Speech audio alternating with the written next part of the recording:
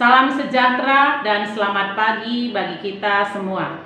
Saudara-saudari yang terkasih di dalam nama Yesus Kristus, sebelum kita mengawali aktivitas kita sepanjang satu hari ini, kita terlebih dahulu bersekutu dengan firman Tuhan. Sebelum kita mendengar firman Tuhan, kita bersatu di dalam doa. Kasih karunia dan damai sejahtera dari Allah Bapa dan dari anaknya Yesus Kristus Tuhan kita. Amin. Saudara-saudari yang terkasih di dalam nama Yesus Kristus, firman Tuhan untuk kita pada pagi hari ini, pada hari Senin tanggal 3 Juli tahun 2023, yang tertulis pada Kitab Kejadian pasal yang ke-22 ayat yang ke-14. Demikian firman Tuhan, saya akan bacakan untuk kita semua. Dan Abraham menamai tempat itu Tuhan menyediakan. Sebab itu sampai sekarang dikatakan orang, di atas gunung Tuhan akan disediakan. Demikian firman Tuhan. Saudara-saudari yang terkasih di dalam nama Yesus Kristus, firman Tuhan untuk kita pada pagi hari ini adalah tentang kepercayaan atau iman dari Abraham yang diuji oleh Tuhan Allah yang Maha Kuasa. Dikatakan tadi di dalam nats ini, di atas gunung Tuhan. Di atas gunung Tuhan artinya adalah Gunung Moria, yakni tempat Ishak anak Abraham dipersembahkan sebagai korban bakaran untuk Tuhan, menjadi persembahan yang harum. Dan apa yang disediakan di sana kalau Tuhan berfirman untuk kita yang mengatakan Tuhan menyediakan. Artinya apa yang disediakan Tuhan? Pada saat itu yang disediakan adalah seekor domba yang menggantikan Ishak yang dipersembahkan oleh bapaknya Abraham, menjadi persembahan yang sangat berharga untuk Tuhan. Saudara-saudari yang terkasih di dalam nama Yesus Kristus, sejarah Alkitab menceritakan kepada kita melalui nats firman Tuhan pada pagi hari ini sejak semula bahwa Abraham adalah seorang bapa atau ayah yang setia kepada Tuhan. Artinya saat Tuhan memanggil dia meninggalkan kampung halamannya, tempat di mana ia lahir, Tuhan memanggil dia ke satu tempat yang belum pernah dikenalnya, dan dia belum pernah ke tempat itu, dan bahkan dia belum tahu seluk-beluk apa yang terjadi di sana dan bagaimana kehidupan di sana dia juga belum tahu. Tetapi dia harus meninggalkan semua harta kekayaan yang ada padanya. Lebih berharga panggilan Tuhan.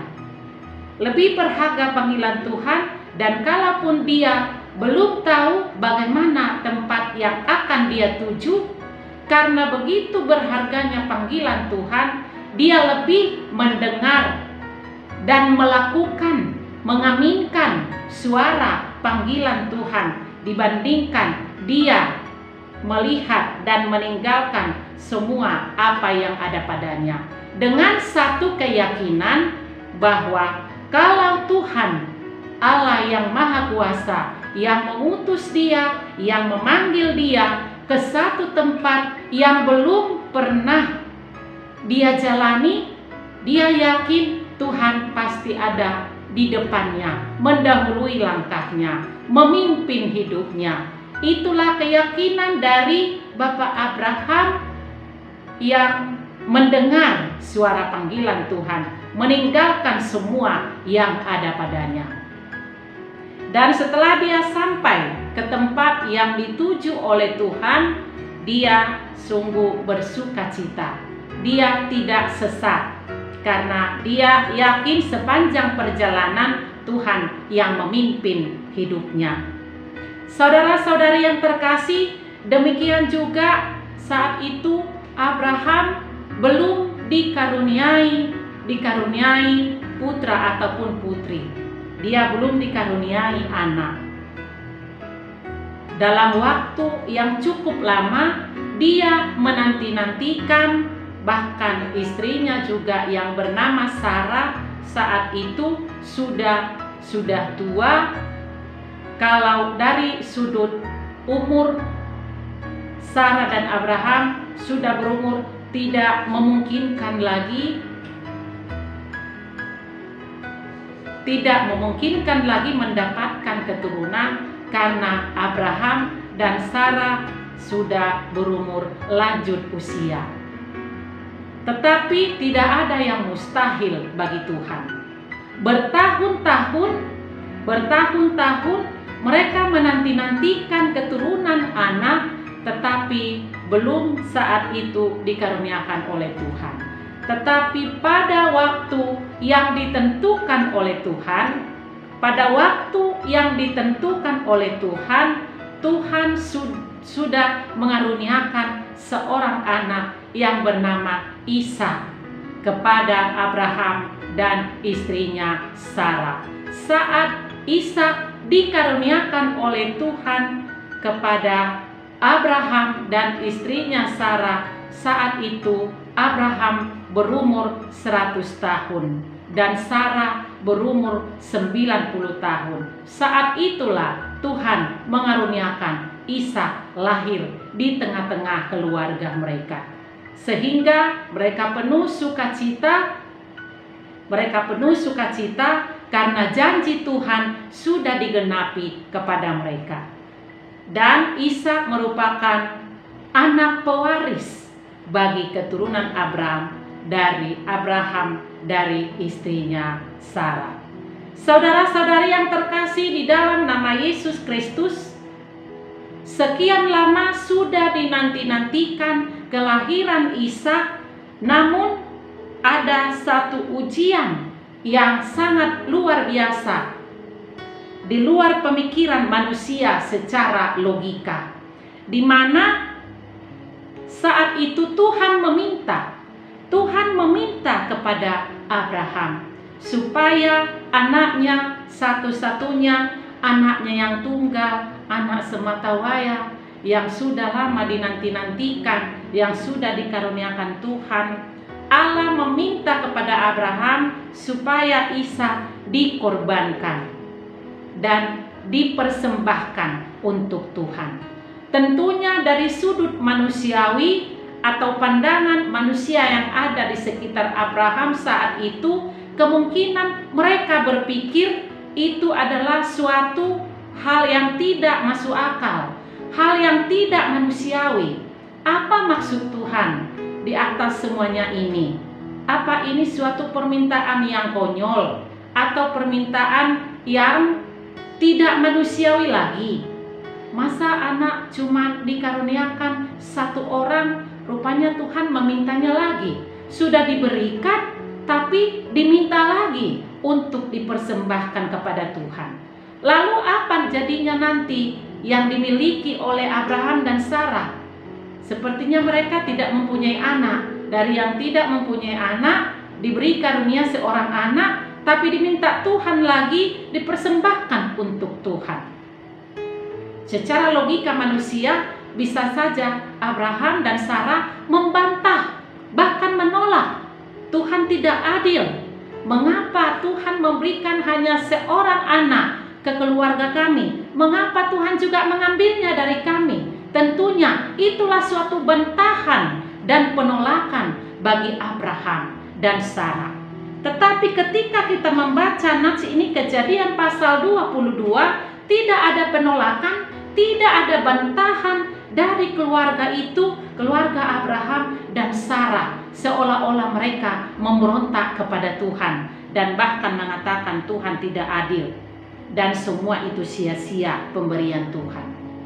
Saudara-saudari yang terkasih di dalam nama Yesus Kristus, iman Abraham tetap teruji dan bahkan dia lulus dari ujian itu, karena saat Tuhan meminta Ishak untuk dikorbankan, dipersembahkan kepada Tuhan, saat itu mereka pergi ke Gunung Moria.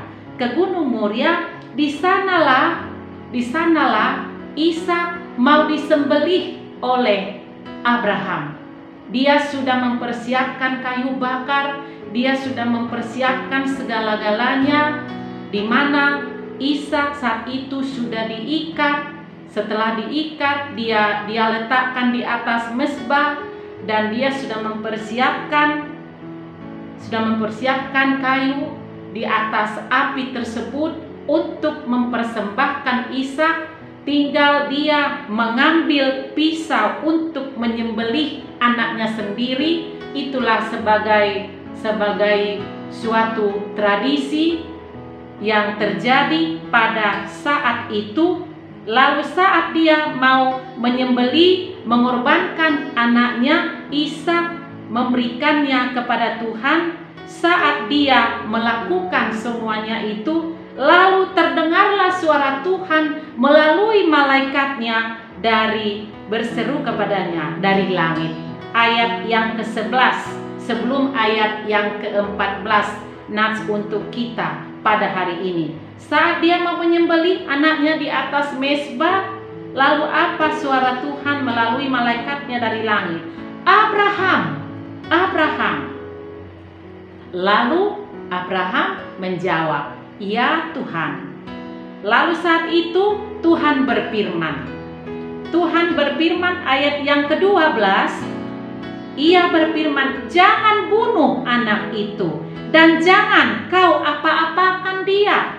Sebab telah kuketahui sekarang bahwa engkau takut akan Allah, dan engkau tidak segan-segan untuk menyerahkan anakmu yang tunggal kepadaku." Artinya Tuhan sudah melihat kesetiaannya. Dia tidak merasa takut, tetapi dia takut kepada Tuhan dalam arti dia sepenuh hati. Dia dengan sepenuh hati memberi apa yang diminta oleh Tuhan. Bukan berarti Ishak itu tidak berharga bagi Abraham dan Sarah. Siapa yang tidak menyayangi anaknya? Tetapi karena sudah Tuhan yang memintanya dari mereka, karena Tuhan yang memintanya, karena Ishak adalah milik Tuhan yang diberikan kepadanya, untuk itulah imannya, iman yang teruji dan iman yang lulus. Dia yakin dan percaya apa yang diminta oleh Tuhan. Ketika dia menjawabnya lebih dari yang dia rindukan, yang dia inginkan, pasti Tuhan akan menjawabnya. Artinya karena Tuhan sudah menguji imannya, memberi anaknya untuk dipersembahkan, tapi saat dia mau mengambil pisau untuk menyembelih anaknya, disitulah suara Tuhan terdengar melarang Abraham untuk menyembelih anak itu. Bukan berarti Ishak itu tidak jadi secara langsung dikorbankan, tetapi masih ada rencana Tuhan yang Tuhan berikan lebih dari yang dipikirkan oleh Abraham, yakni saat itu ketika Tuhan melalui malaikatnya melarang dia supaya tidak membunuh anak itu dengan pisau yang sudah ada di tangan Abraham saat itu. Apa yang dilakukan oleh Abraham? Lalu Abraham menoleh dan melihat seekor domba jantan di belakangnya yang tanduknya tersangkut dalam belukar. Abraham mengambil domba itu. Artinya saat itu Abraham melihat domba itu dan mengambil domba itu. Untuk apa dia mengambil domba itu? Lalu mengorbankannya sebagai korban bakaran, sebagai pengganti anaknya. Ishak tetap direlakan oleh Abraham untuk dia korbankan. Tapi di balik semua kesetiaannya, di saat kemauannya mendengar suara Tuhan, Tuhan menggantinya dengan cara yang lain. Artinya Abraham tetap memberi persembahan kepada Tuhan, tetapi digantikan oleh seekor domba. Siapa yang menyediakan domba itu? Tentunya Tuhan Allah itu sendiri melalui nats ini. Dan Abraham menamai tempat itu, termasuk gunung yang dimaksud di sini adalah Gunung Moria, tempat di mana dia mau mengorbankan anaknya. Abraham sendiri menamai tempat itu Tuhan menyediakan. Artinya melalui nats untuk kita pada pagi hari ini, Tuhan yang menyediakan apa yang kita butuhkan untuk hari ini, besok, dan seterusnya. Sama seperti doa yang diajarkan kepada kita, berilah kami pada hari ini makanan kami yang secukupnya. Tidak diajari kita, berilah kami makanan pada hari ini, besok, lusa, minggu depan, bulan depan, 10 tahun ke depan. Tuhan tidak mengajari kita seperti itu. Artinya Tuhan menyediakan, kata Tuhan menyediakan hari ini, besok juga, dan seterusnya selama-lamanya. Dia adalah Bapa yang sungguh luar biasa, menyediakan apa yang kita butuhkan. Itulah yang kita yakini melalui firman Tuhan untuk kita pada pagi hari ini. Artinya kalaupun terkadang iman kita juga diuji di dalam perjalanan hidup kita, terkadang ujian itu datang di dalam perjalanan hidup kita, seolah-olah Tuhan itu tidak adil, Tuhan itu tidak ada, dan bahkan di dalam perjalanan hidup kita, kita tidak mengerti apa yang diinginkan oleh Tuhan, karena kita seringkali memakai akal budi yang logika. Namun melalui firman Tuhan pada pagi hari ini mengingatkan kita, bagi Tuhan tidak ada yang mustahil. Dan bukan hanya tidak ada yang mustahil bagi Tuhan, bagi Tuhan tidak ada yang salah. Bagi Tuhan tidak ada yang salah. Bukan hanya bagi Tuhan tidak ada yang mustahil, bagi Tuhan tidak ada yang salah. Itu nyata pada iman kepercayaan Abraham yang teruji oleh Tuhan saat dia melakukan apa yang diminta oleh Tuhan. Secara manusiawi pasti dia seharusnya menolak, membantah, dan bahkan hatinya pasti merasa sedih dan pilu. Anak satu-satunya, anak semata wayang, masa Tuhan berikan, sekarang dia minta lagi. Jadi untuk saya apa?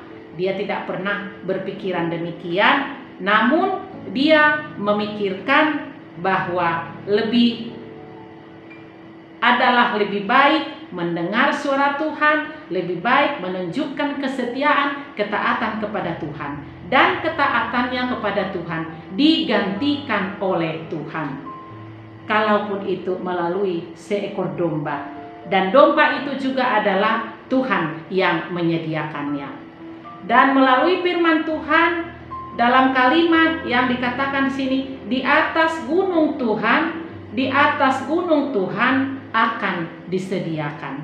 Tuhan memandang kita dari tempat yang maha tinggi.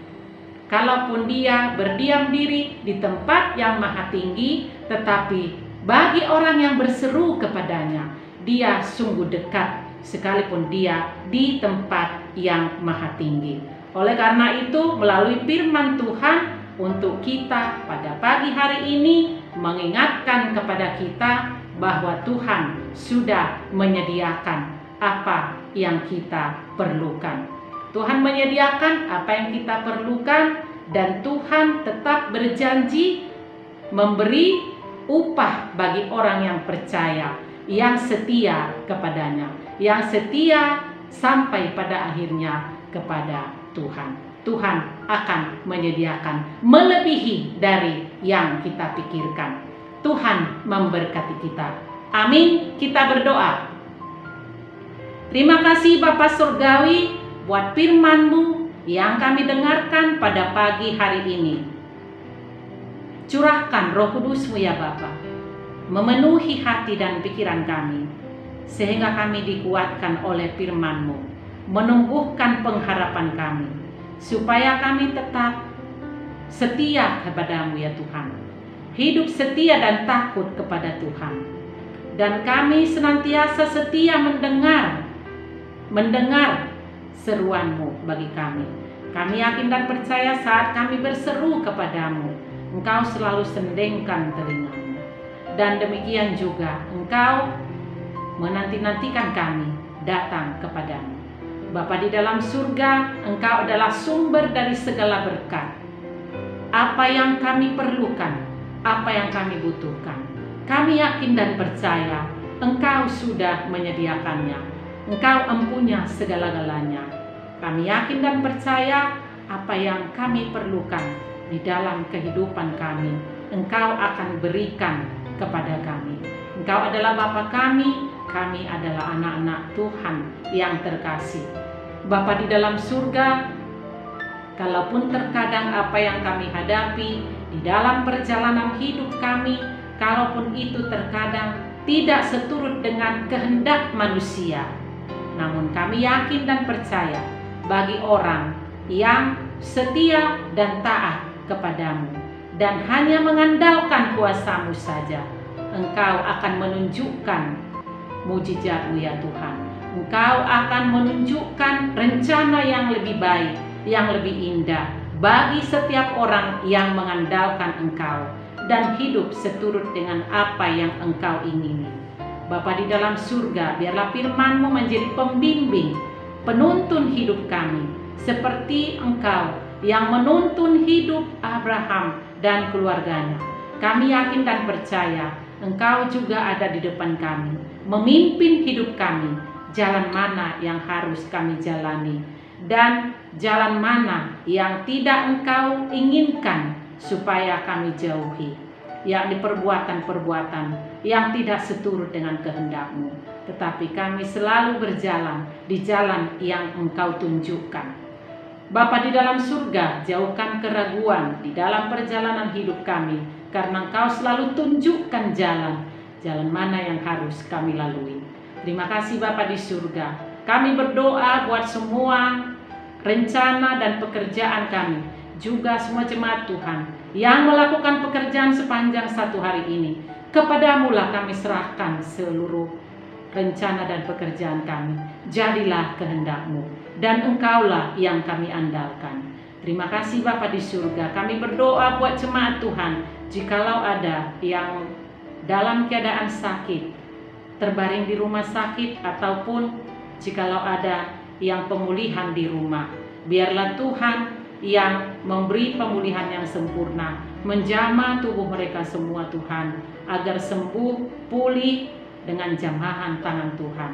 Bapa di dalam surga, kami serahkan semua permohonan kami ke dalam tangan pengasihan-Mu.